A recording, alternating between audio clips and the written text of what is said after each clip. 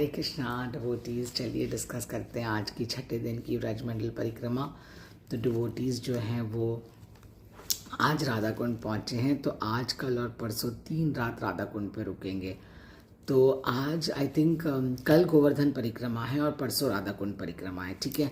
तो आज एक तरह से उनका रेस्ट डे था, कल भी बहुत चले थे, कल गोवर्धन परिक्रमा के लिए भी बहुत चलेंगे।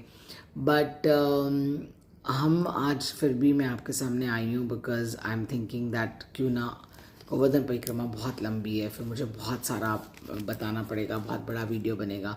तो मैंने कहा क्यों ना हम आज थोड़ा डिस्कस कर लेते हैं, बिकॉज गोवर्धन परिक्रमा में इतनी सारी जगह है जाने के लिए, और कल फिर राधा कुंड परिक्रमा में भी बहुत सारी जगह रहेगी। तो थोड़ा आज कर लेते हैं डिस्कस गोवर्धन परिक्रमा का, और फिर कल हम गोवर्धन की बचे हुए कुछ अगर स्थान है जैसे राधा कुंड में जो परिक्रमा वगैरह होगी वो हम कल डिस्कस कर लेंगे। तो और परसों फिर बहुलाष्टमी भी है, तो सब लोग स्नान करेंगे, मिडनाइट बेदिंग भी होगी। तो let's see what if we can discuss and how we can in 2 days may be cover the in 3 days cover the 2 days परिक्रमा। तो शुरुआत बड़ी अच्छी चीज़ें हैं, बहुत कुछ गुरु महाराज की बुक से मैंने पढ़ा। तो जैसे कि गोवर्धन की अगर बात की जाए तो गोवर्धन जो है वो पुलत्स्य मुनि एक बार शातमली द्वीप में थे, मतलब आते हैं जहाँ पे गोवर्धन के पिता द्रोण हैं, और उनसे कहते हैं कि मुझे गोवर्धन को काशी ले जाना है। तो गोवर्धन को बड़ा फील होता है सेपरेशन अपने पिता से, तो वो पुलत्स्य मुनि से कहते हैं कि एक ही शर्त पे मैं चलूँगा कि आप जहाँ कहीं पे भी मुझे रख देंगे अगर रास्ते में, तो फिर मैं वहाँ से नहीं हिलूँगा। तो बोले ठीक है। तो पुलत्स्य तो गोवर्धन क्या करते हैं, उनको जाना नहीं होता वहाँ से ना, वृंदावन से, तो फिर वो जो है अपना भार इतना बढ़ा लेते हैं कि पुलत्स्य मुनि से उठाया नहीं जाता, तो फिर वो उनको वहाँ रख देते हैं, तो वो वहीं रह जाते हैं। और एक और स्टोरी ऐसी भी आती है कि हनुमान जी जब त्रेता युग में राम जी को हेल्प करना चाहते थे सेतु बंधन बांधने के लिए, तो तभी भी वो ये गोवर्धन को ले जाना चाहते थे। लेकिन उस समय एक आकाशवाणी आती है और वो कहते हैं कि गोवर्धन जो है कि राम जी को अब नहीं चाहिए, सेतु बन गया है, he doesn't need it any more. तो फिर इसलिए वो हनुमान जी फिर गोवर्धन को वहीं रख देते हैं और उनको नहीं लेके जाते। तो इस तरह से गोवर्धन जो है वो वहीं पे रह गया, मतलब वृंदावन में। तो इस तरह से कुसुम सरोवर, फिर उसके बाद डिवोटीज़। तो ये तो गोवर्धन की बात होगी कि गोवर्धन कैसे, मतलब कौन है, क्या है, and how it was Drona, उनके पिता का नाम है। और उसके बाद जो है बट उनका, हाँ सॉरी, गोवर्धन को श्राप भी मिला है कि उसकी स्टोरी कैसी थी कि उनको हाँ आई थिंक पुलत्स्य मुनि श्राप देते हैं शायद ना, कि गोवर्धन वो ले जा नहीं पाए ना, क्योंकि गोवर्धन को तो उन्होंने कहा कि वो तिल के एक राई के बराबर धंसता जाएगा, मतलब it won't be any more a पर्वत। तो इससे पहले कि हमें गोवर्धन ना दिखे हमें जाना चाहिए गोवर्धन पे, राइट। इसके बाद डिवोटीज़ कुसुम सरोवर पहुंचते हैं। कुसुम सरोवर में उद्धव बैठक है, उद्धव जी घास के रूप में वहाँ पे गोपियाँ आके उनके ऊपर अपने पाँव रखेगी, उनको चरण धूलि मिलेगी।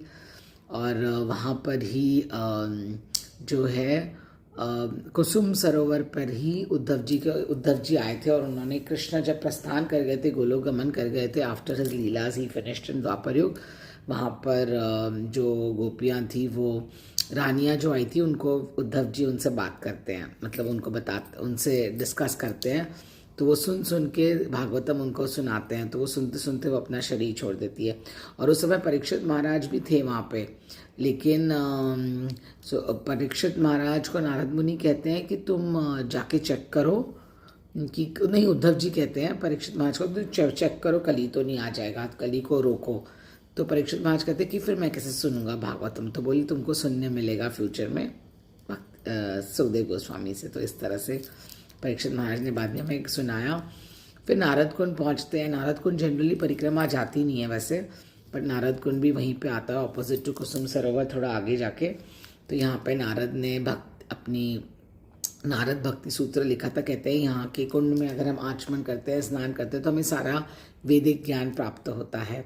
इतना ही नहीं, नारद जी ने यहाँ पे डुबकी लगा के नारदी गोपी बने थे और कृष्ण के साथ रासलीला की थी। फिर मानसी गंगा आता है। कृष्ण अपने मन से गंगा को प्रकट करते हैं ताकि नंद बाबा यशोदा वहाँ स्नान कर सके, तो उन्हें कहीं जाना ना पड़े, व्रज में ही गंगा प्रकट हो गई। और यहाँ पर एक और लीला बहुत अच्छी हुई थी कि कृष्ण जो है ना बोटमैन बनते हैं, नौका चलाने वाले बनते हैं, और राधा रानी उनकी नौका में बैठती है, तो वो कहते हैं कि तुम, वो बीच में रोक देते हैं जमुना जी में अपनी नाव को। तो राधा रानी पूछती है गोपियाँ क्या हुआ, तो कहते हैं तुम्हें टैक्स देना पड़ेगा, तुम अब दूध दही यहाँ से लेके जाती हो तो तुम्हें कुछ देना पड़ेगा उसके बदले में, तो you should not, you can't take like that. तो फिर गोपियाँ उनको बोलती भी है कि व्हाट इज़ दिस, और वो मतलब ये क्या बात हुई, उनको टोल देना पड़ेगा और उनको आपको सब, तो फिर वो कृष्णा इस तरह से मतलब अब बताया जाता है। फिर उसके बाद ये भी होता है कि गोपियाँ मानती नहीं है, फिर ना बाद में ना बोट हैवी भी होने लग जाती है, भारी भारी। तो फिर भगवान कहते हैं, मतलब कृष्ण ही करवाते हैं ये सब ना, कृष्ण का ये प्लान होता है कि वो जानबूझ के ना फिर एक ऐसे तूफान जैसा आ रहा है तो अरे बोट डगमगा जाएगी, तो वो कहते हैं कि अपने गहने फेंक दो अपने। आई थिंक ये वाली लीला आई एम गेटिंग कन्फ्यूज, मैंने आगे भी पढ़ी थी तो पता नहीं वहाँ पर हुई थी कि यहीं पे हुई थी। आई थिंक यहीं पर हुई थी, जब वो कहते हैं कि तुम ना अपने गहने भी फेंक दो, मटकियाँ भी फेंक दो, बिकॉज तुम्हारा भार बहुत ज़्यादा हो रहा है। तो फिर एकदम से बोट थोड़ी हिलने जब लग जाती है तो राधा रानी आके गले से लग जाती है बोटमैन के, तो देखती है अरे ये तो श्याम सुंदर है। तो भगवान जानबूझ के ऐसा करते हैं ताकि राधा रानी उनके पास आ सके।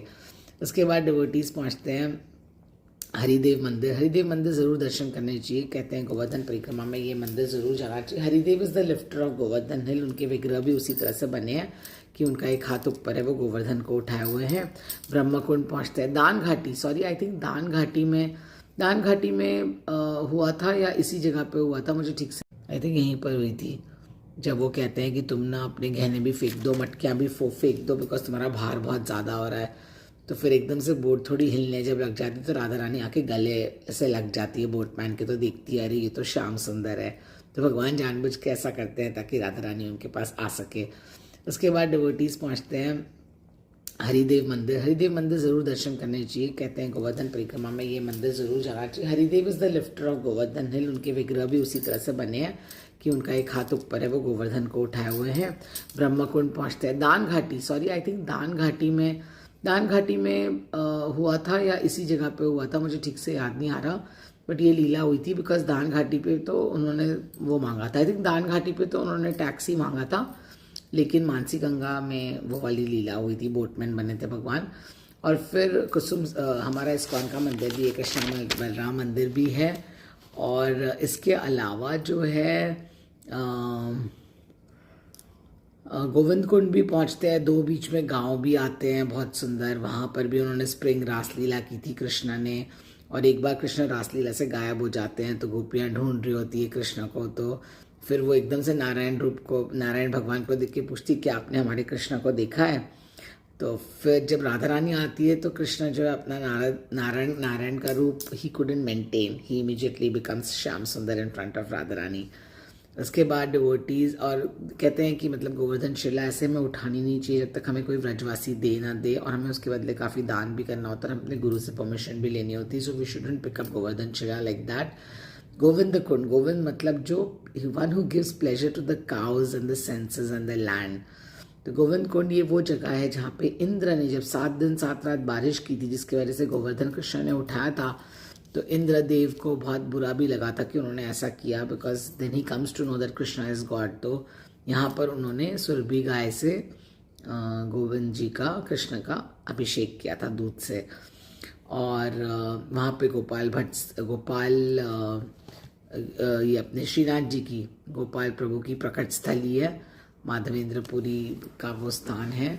और उसके बाद पुंचारी पहुंचते हैं जो कि टेल है, पूंछ ऑफ गोवर्धन। फिर नवल कुंड आता है, अप्सरा कुंड आता है, लौटा बाबा का मंदिर आता है जो भगवान के सखा है, वेट कर रहे हैं भगवान का, राघव पंडित गुफा आती है। फिर जटीपुरा पहुंचते हैं, तो कहते हैं जटीपुरा पुष्टि मार्गी वालों के जो श्रीनाथ जी के फॉलोअर्स हैं उनके लिए वो मुखारविंद है, भगवान का मुख है।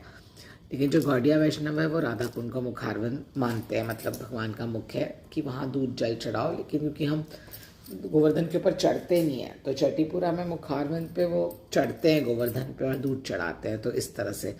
फिर लास्ट में डिवोटीज उद्धव कुंड पहुंचते हैं, तो उद्धव कुंड में विग्रह है उद्धव जी के, और उसके बाद राधा कुंड पहुंचते हैं। तो हम राधा कुंड का आज डिस्कस ही करेंगे। राधा कुंड की स्टोरी भी है, कैसे राधा कुंड श्याम कुंड प्रकट हुए, और राधा कुंड में क्या क्या है, घूमने के लिए क्या क्या है परिक्रमा में, so that we can discuss. So I think we did we have some more to discuss on the Govardhan, but otherwise we are done. So thank you so much. Hare Krishna.